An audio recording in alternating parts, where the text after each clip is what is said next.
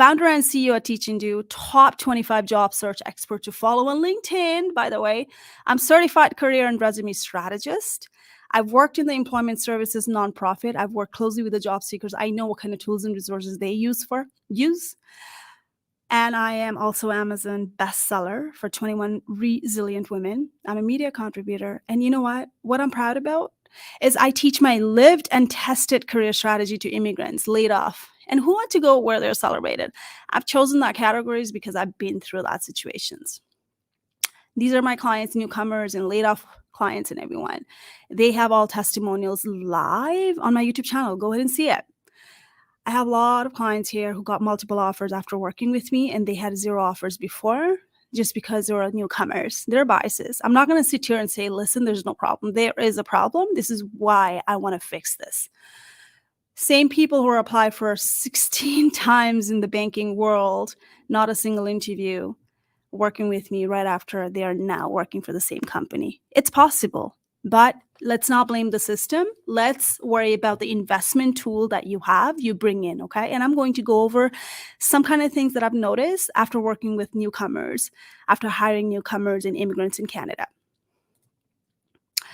There are some biases. I want you to think about it. If you're a newcomer already landing, you're sitting in there right now. And then you know what? If you are planning to land, there are some biases and discrimination you might go through. And you know the reason being, it's not your fault.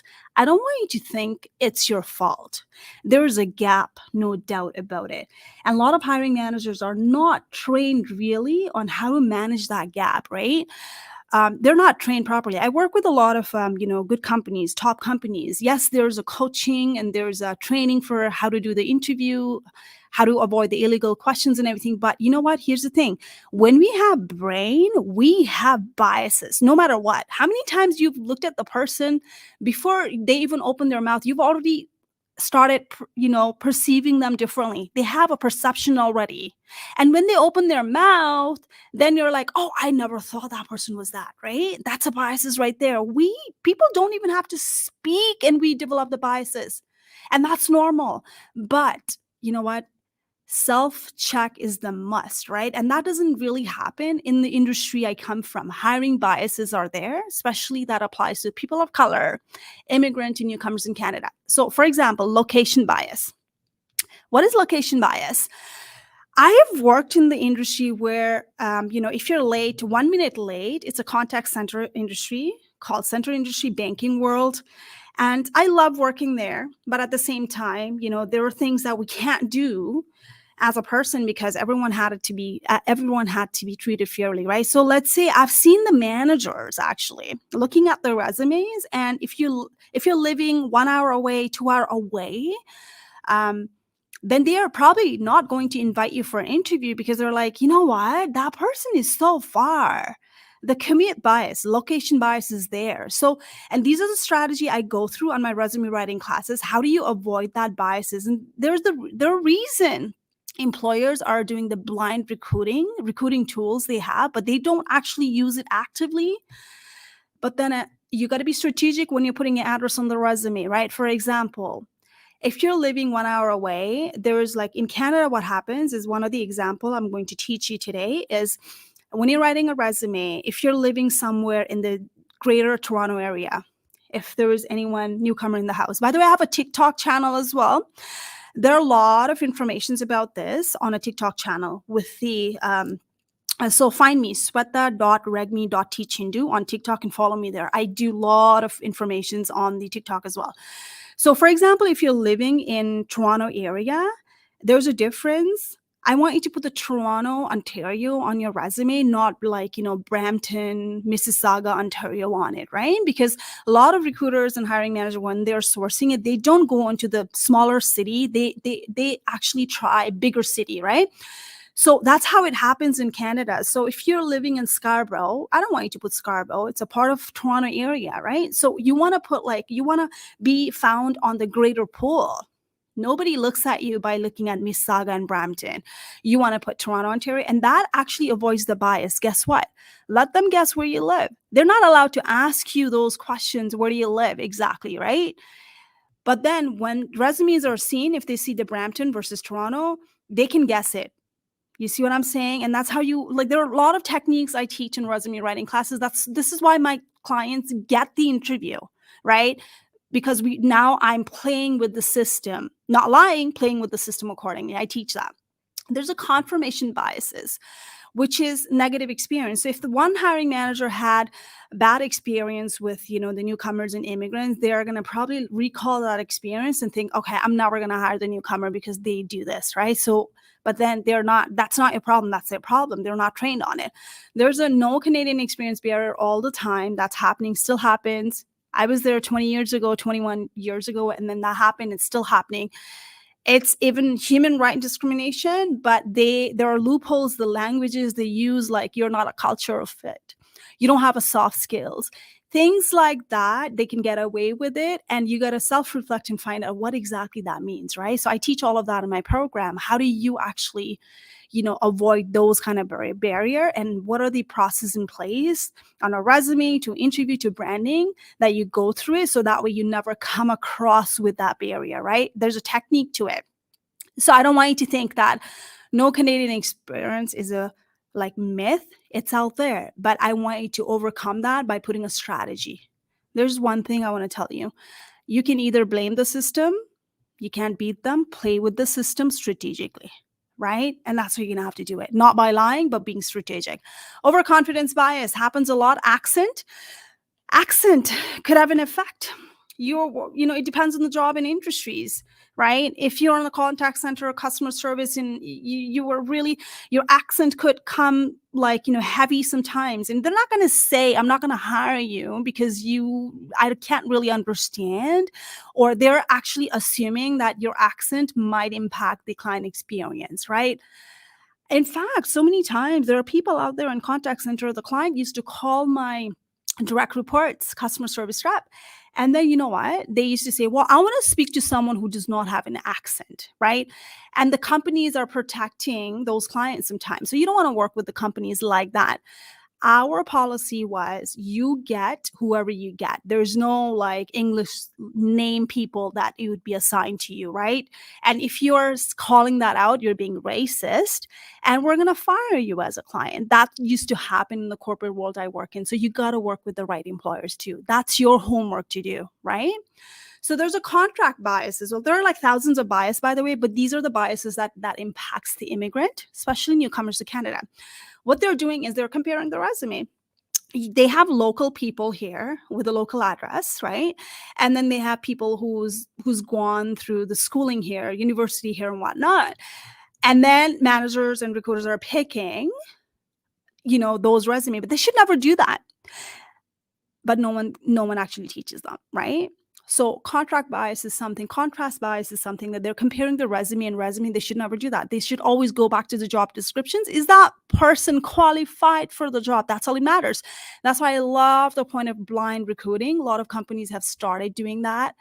And you know what? You probably want to apply for the company where they don't care about your race, ethnicity, religion, whatever it is, right? So this is why there is reason that you need to be aware of what kind of Canadian format resume is needed in the market. I'm going to go through that.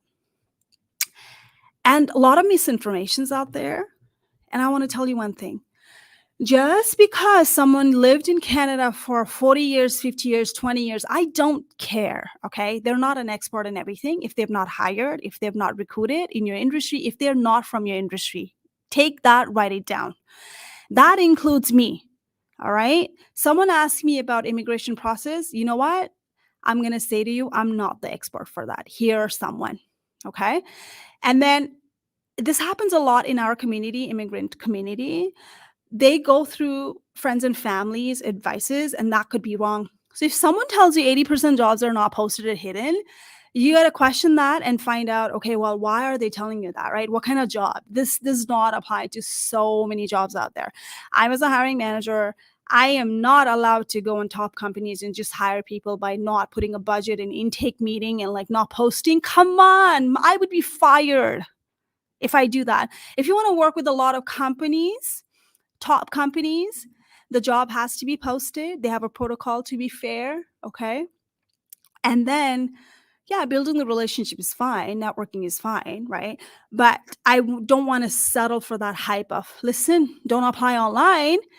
You got to go network. As a newcomer, I think that's just a plain misinformation because you don't have a network and it's already challenging. And people up there are saying you can't find the job because you're not networking and the jobs are not posted. Let me take you to the courses of mine that, you know what, I'm going to show you how do you network, and then 80% jobs, how do you access it? For me, it doesn't work. And I plainly say that's a fear mongering, right? I don't believe in that because I've been from that world that the jobs were posted. I've applied for the job, that were all posted, and the roles could be hidden if you're internal employee. I've gotten that, right? I've gotten the job because I was preferred list candidate as well, but the roles were posted. So the other misinformations that I see a lot of things happening in newcomers come to me to blame the system is, you know what? I'm qualified, but applicant tracking system, ATS proof hacks, templates are not working for me. Can you give me ATS templates and I can just go and then apply? I'm like, who is telling you this? There's no ATS proof, like hacks and templates. You can just fill it out and then you can get a job. No, absolutely not. No. My thing is, are you qualified? That's the first time. I don't even, in fact, take my clients in my classes if they're not qualified for the job. No, I'm not the right person for them. So the other misinformations, online application don't work. I laugh at it because like 99% of the time my clients are cracking this from online applications, not even networking sometimes, not even building the LinkedIn profile, right? Again, one size does not fit all. Okay. So networking referral mistakes. So people are like, oh, go and ask for a referral. Guess what? We used to have a referral program, like, all the Canadian companies, they normally have a referral program. And as a hiring manager, I was not a fan of referral program because they get the bonus and everything. They've started to refer the bad apples that they're not the fit on it, right? So if someone is not giving me the good referral, chances are I'm not going to take their referral later on. So who do you ask for referral matters as well. They need to be very good at influencing the hiring managers, right? Networking comes in handy only if you're qualified. Just get that in your head. No one can do the job for you. At the end of the day, they can only bring one resume from one desk to the other one. It's still up to me as a hiring manager to look into it. Are you qualified? Do I want you in my team, right? Certification and degrees. This is the crime, I think. When someone sells you, get the certifications and degrees and you get the job guaranteed. Oh my God. You know how many times I've seen people getting into the Canada and hoarding the certification and degrees in the hope of getting a job. And they're like, I have so many certification degrees. I'm like, guess what? Employers do not hire certification and degrees. They normally hire experience. Certification and degrees are important, especially in the regulated field. Let me be very honest.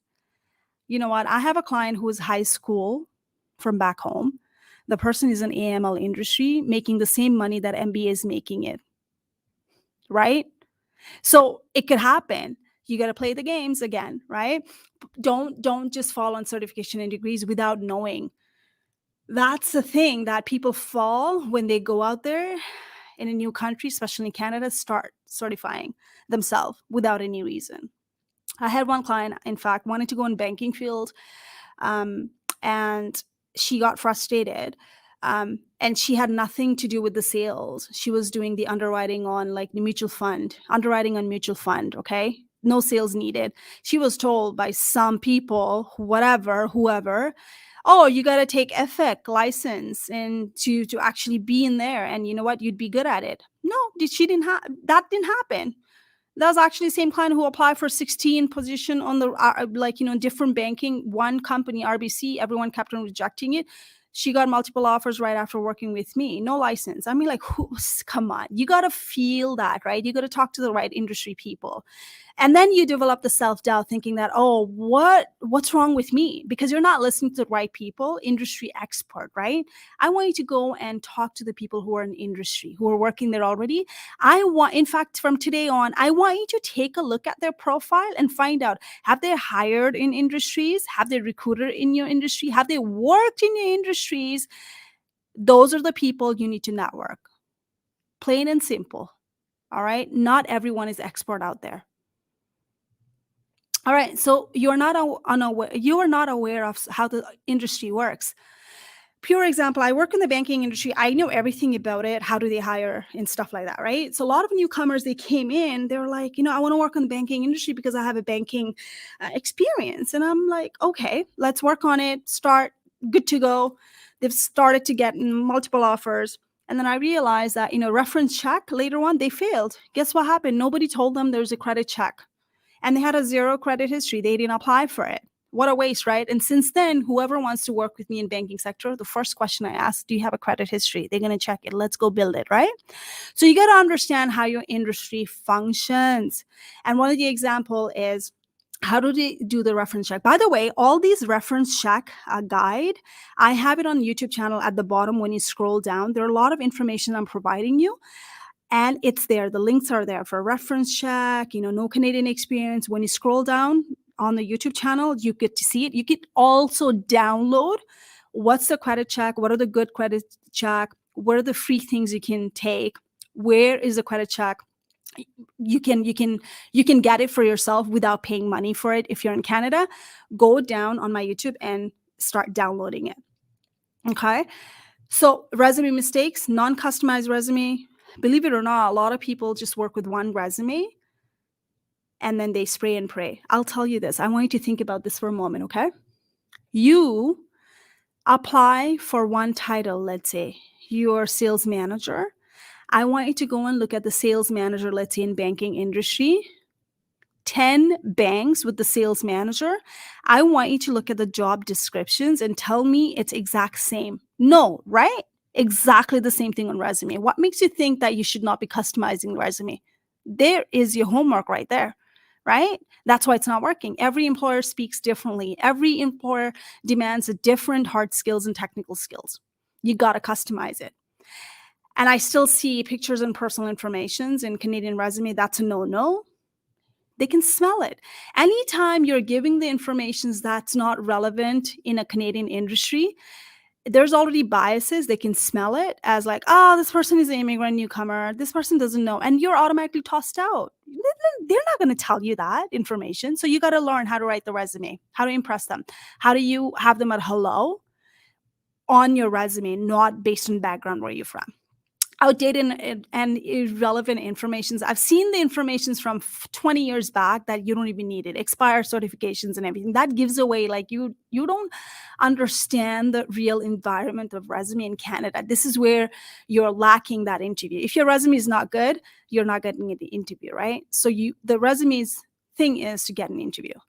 Then objective statements, if you have it on an audio live, can you give me a thumbs up? How many people have objective statement? Give me a thumbs up if you still have it. Okay, I'm like, I don't want to see any thumbs up. Okay, no, remove it. Remove the thumb. Like, you know what? No, you don't need the objective statement. There's a profile statement. I have a bunch of blogs. You can go and see it on Teaching Do website. Weak action verb. How many? I can count on it. How many of you listening to me on audio live right now, you've started the resume with worked, responsible for, right? All right. How about you start with something like, okay, if you got promoted, how about you start with, promoted from this role to this within 2 years? Does that sound fantastic? Or does that sound like, replace that responsible for with promoted, right? Or handpicked by executive, handpicked by manager if the role was created for you, tapped by senior managers. Those are the words, how you start the action verb matters to stand out. So I teach that in my resume writing class. How do you stand out, right? No data. No numbers, no dollar that you saved. That's a big issue for me. You can tell me I'm a result-oriented person, but I don't want to hear that fluffy word. I want to hear, how did you deliver the result, right? By supporting the data. And a lot of people don't do that. So interview mistakes, tell me about yourself is huge questions in Canada. No matter where you go, interview or you meet people on networking, this is going to, if you go through the multiple round of interview, I have people in Amazon employed, right? Tell me about yourself comes in all the time. Like if they go through the 7 interviews, there are different people, different managers, line managers, stakeholders interviewing them. And they're going to ask you, oh, tell me about yourself or walk me through the resume, right? These are the questions that comes up. If you don't know how to do it, this is like the first 10 seconds you're going to have them at hello, right? So you missed it. This is how there's a difference between yourself and the other people, local people. You got to tame that out. When it comes to interview, this is a class that I actually teach. My interviews are all based on the model framework, because if you don't follow the framework, you're going to ramble and you're going to bring in the not relative informations at all, right? So tell me about yourself. I use the park technique, right? Park technique. And don't know how to walk the resume. I use the other technique where you're asking the question before releasing the information. And so I do truly believe that you're not expert in everything. I am not expert in everything. And I'm good with that. In fact, I take that with pride. You know what I mean? But a lot of newcomers, what they do is like, I'm an accountant, I'm this, I can do any job. No, that's like, no, no, no. I want you to think about who are you, one title, and you're an expert on it. And a lot of people miss that, because I know back home, you've done so many things that you feel like you are an expert at everything. No, that's just the wrong mentality. Who are you? What you can do for that business, one thing. I want you to think about that. That's how the Canadian system works. And follow the format. I have a lot of interviews, techniques on my YouTube channel. Go ahead and see it. What are these? Carl, whatever. And then, you know what? You don't read the job descriptions, no research on companies, and you don't do the SWOT analysis, which is strength, weaknesses, opportunity, and threat on the job, on the company, on yourself. If you're not self-aware of what you're missing out, then it's going to be very hard to sell to the other people, right? Not knowing the industry jargon, job title. A lot of people. I see a lot of deputy manager from back home, and that doesn't mean anything here. In fact, I haven't even seen deputy manager, right? Like, it depends on the industry. Know the title, match the title. And job title mistake is huge, that I've seen it. Just because you work in this different country, that doesn't mean that that title is available here, but that might be hidden some kind of thing. That happens a lot with newcomers and when I work with. One of the examples, she was a loan officer back home, underwriting it, and then she couldn't find any title. And then, you know what, the type of work that she was doing was literally something else in here. It was not under loan officer, it was business support officer. And she eventually found the right job in a right market, and she's like, I wish I found you more, right? So, and we revamped the LinkedIn profile perfectly, so that way she ended up in the recruiter search, and she's quite happy with it. It was all the mistakes, she had MBA degree, she was working in the banking sector, she was from Sri Lanka actually. And you know what, it was not clear branding because she was struggling with the languages, jargons, right? So her recruiter profile was not friendly. I get a lot of clients like that, right? And it's not their fault, because you're not understanding the system that recruiters are using it. So you got to make sure you don't mismatch the resume and LinkedIn. So I want you to think about it. If you go on Google, if you type in your title, Google or LinkedIn, right? Try some exercise today before you leave. You go and try your title on LinkedIn and put it on Canada. How many job vacancy comes in, right? Is there any closer title there? Look at the job descriptions, right? Yes, you're allowed to change the title. You're not lying, but you got to articulate. And I teach that in my program. How do you alter the title to match the Canadian system? And how do you say the things in interviews so that way when they do the reference check, you're not lying, you're bang on, right? I teach that on my program. So you want to understand the system before you start looking for a job in Canada. Now, these are the system that I actually use for hiring people through my company, right? I can automate the tool, which is I can literally, location matters. If I see someone from outside applying, I don't even go into their profile. It automatically gets rejected as a not fitted. This is how the ATS system is used in Canada.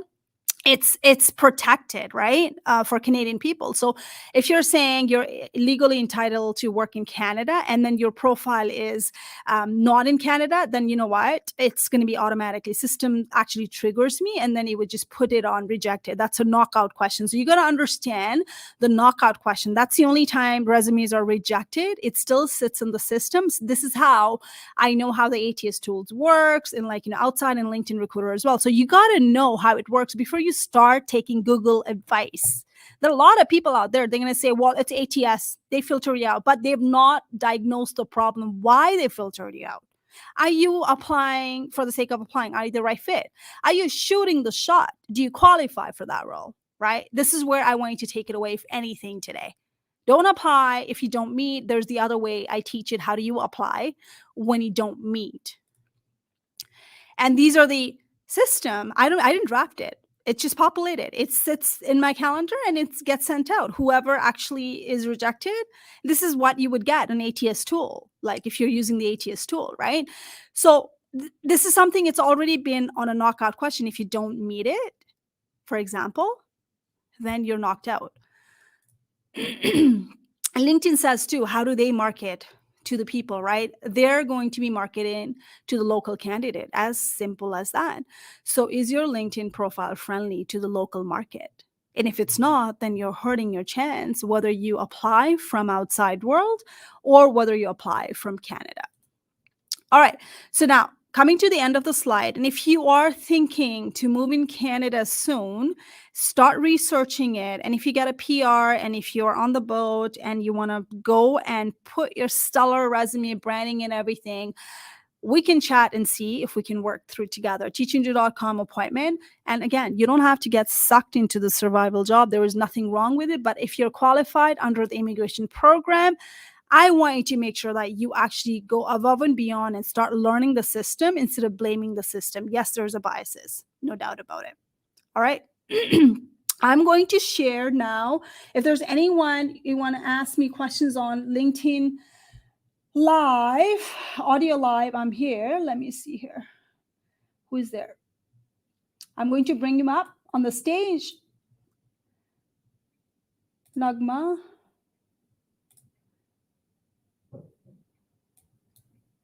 It's funny, it's not allowing me. Wait. Nagma, come up on the stage and ask me questions.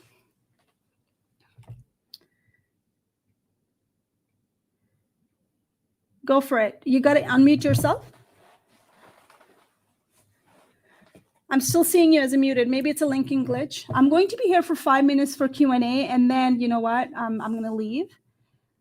If there's not, there are a lot of people sitting in the queue. Shamia.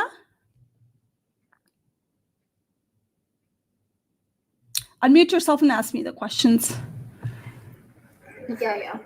Hello. Hi, go ahead. What's your question? Hi, go ahead. My question is like 1.45 million immigrants are allowed now for Canada.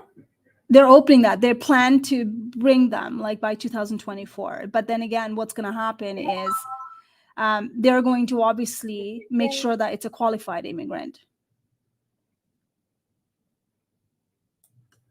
I think I lost you. Go ahead. What's your question? I don't know. I'm not an immigration consultant. Muga, if you're there, you want to come up on the stage and come take the questions. I'm going to open 5 minutes for Muga, licensed immigration consultant. He's on the audience. Raise your hand, Muga, if you want to come in.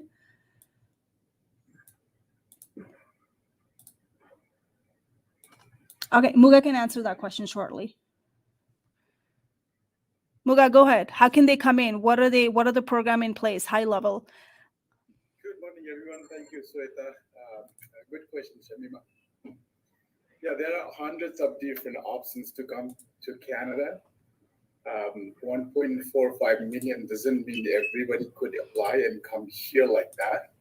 You need to be qualified through one of the immigration programs. So you all have heard about the express entry system. Next year, they are targeting 82,880 people bringing from that program. So if you're eligible for that program, you can apply through that one. And there are so many other programs, business program, pilot programs, Atlantic program, provincial nominee program. There's so many different programs. You need to be qualified through one of the programs to apply and get approval, and then you can come here. 1.45 doesn't mean everybody could apply no matter where they are and can come to Canada. So if you want us to assess your eligibility, please send us your information. We can take a look at your profile and tell you what stream is better for you. Our website is mdsvisa.com. If you go there, there are free assessment form. You can fill that up and then send it to us. Then we'll get back to you. Sounds good. Okay, so who wants to go next? I have other people waiting to speak as well. Nagma, you can't speak because it looks like there is some muting issues, right? Okay, so I'm going to bring you down in the interest of time. Thank you for asking. Sudhir, I'm going to bring you up. Go ahead with your question, Sudhir. You got to unmute yourself, and there's probably permission that needs to happen. Okay, go ahead. Yeah, thank you for the valuable session. I appreciate it. Just quick question on the resume side. You said how to map the subject matter expertise and the results employer wants to see, like to what depth they're interested. If it is a progressive role or it's purely like a responsibility of the role, like can you share some insight on that front? Yeah, so what are you targeting right now? I see your profile and it says customer service, financial advisor, PMP product. To me, it's a lot of information there. So what is it that if you were to switch right now, are you in Canada right now, Sudhir? Yeah, I'm not a newcomer, but I just keep a tab on the small and medium sized newcomer market as well, because I'm into financial product service, and even the technology side, I offer the product support, mostly telecom and the financial or the insurance side. These are the two areas where I'm involved. Okay, so the question is, how do you write the resume? Showcasing the accomplishment? Is that what it was? Yeah, basically the subject matter expertise and the results they're looking for in terms of customer support, or what the employer is specifically looking for. Okay, let's talk about customer service, because you have a customer service in there. Let's pretend you're a customer service manager or whatever, right? Let's pretend that, right? So if you're looking for a job, are you qualified? That's the first thing. 80% role, you can qualify yourself. 20%, can you learn it? Is it mandatory or not? Depends. So if you're targeting customer service manager role, then how many direct reports do you have? Right? Some people would have 10 to 20. Some people have more than 20. There's a ratio depending on the company you're working with. So leadership is all about managing people. And are they looking for people who've already had managed people? How many years of experience? Are you meeting that standard? And then I would start the profile statement with customer service manager in like what industry? Industry is clear. Are you applying to the right industry? Do you belong to that industry? Do they want to work with that industry? Some people, some job description, they leave it open. Customer service manager with 5 years plus years of experience in what fields, right? In what industry? Financial services industry, impacted employment engagement from raise the employment engagement from let's say 80% to 85% within 2 years consistently, right? So what's important to them? Sometimes employment engagement might be important to them. Sometimes it's whatever. So you need to research the industry and find out what are the keyword they use. Do they use the employment engagement, or do they use a different word, right? So this is where the jargon comes in as well, right? So you got to play with their language. In your world, it's probably not employee engagement. In their world, it is something else called. So you got to do the research before you start branding yourself. Does that make sense? Okay. Thank you, Sweta. I appreciate that. You're welcome. Thank you for sharing. All right. Oh, sorry. I'm going to bring you down. There are a lot of people. I'm going to take this last questions. I don't want to butcher your name. How do you pronounce your name? You can ask question. Hanan, please introduce yourself and ask questions. Okay, it's not coming, so I'm going to move you to listening. All right, Mohammed, you're next. Oh, what happened here?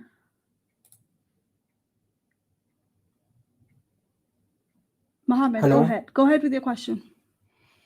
Hello. Please, I have one question to Mr. Muga. I have been working in United Arab Emirates in Dubai as a travel agent. Is there any way to apply for immigration to Canada? Muga, take it away to probably in 30 seconds. We're going to wrap it up after. Thank you. That is a very good question. Yes, of course, if you have skilled work experience, you can use one of the federal skilled program and apply for that. To do so, you need to have, they are going to look into your several factors. For example, your language proficiency, whether you speak both language or just English or French, your education, your work experience, all those. So if you want, you can send us again the information in detail so we can take a look at your profile and tell you which stream is better for you. Again, I told you if you go to ndsvisa.com, you can see the free assessment. You don't need to pay any money for that until we send you the options. And if you want to retain our services, then obviously you need to pay our fees. If you want to do by yourself, there's no cost. So you can definitely get some information from us free of cost. Perfect. Ibrahim, what's your question? Yeah, hi everyone. My question is that the job objective in the CV or in the resume should be removed, right?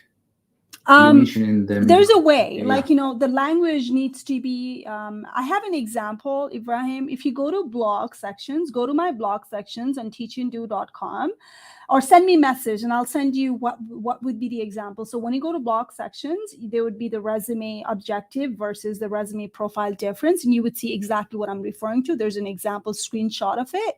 Send me, if you can't find it, send me the DM and I'll send you the link. Okay. Awesome. Thanks, Sweta. I will do that. Okay, bye. All right, who else? Okay, I don't think Hanan, like, it's gonna work, but I'm gonna try one more time. Last time. Okay, what's your question? Okay, it works. Okay, perfect. Okay, Hi, dear. Thank you so much. How do you pronounce First of your all, name? thank you for the valuable information you gave us. I'm coming next week, so I appreciate if I can have a personal assistance, if it is possible, even paid, because my situation is a little bit similar to that woman that have a job description different in Canada. I am an inspector, pharmacist inspector. Okay, so can you reach out to me? Can you DM me and we can take it from there? Then send me a message and I'll reply to you and we can go from there. Okay. Yes, please. Where exactly in your personal LinkedIn? Yes. Thank you. Send me a message there and then we'll go from there. Okay. Okay. Okay. All right, I think that wraps up the session. A lot of people stayed here and there are a lot of people watching on YouTube as well. Thank you so much for joining in, Muga, because I knew the questions going to be coming in when it comes to immigration. So I don't want to take it away from you. So I wanted someone who's licensed and trustworthy in Canada to take it away. Now, to wrap it up, today's sessions, everybody, I want you to just go on to the free resources on YouTube. It's on my channel at the bottom, and you have all the information's downloadable version of free resources, job sites in Canada, even the immigration information's right there coming from the government of Canada as well. You can take a look at it. It's all there. And then you can also subscribe to my YouTube channel if you want to know more about the interview and resume, how it works in Canada. And then follow me for some insights related with the newcomer journey. And this is what I want to end up with today. You know what? You left your home again. You're not going to leave your brain and skills. You will get this and we'll get through this. I've been there. I've done it all. Let me teach you how it's done, because it's all lived and tested strategy. I thank you so much for watching me, and reach out if you have any questions, book an appointment as well so we can assess it for you. For audio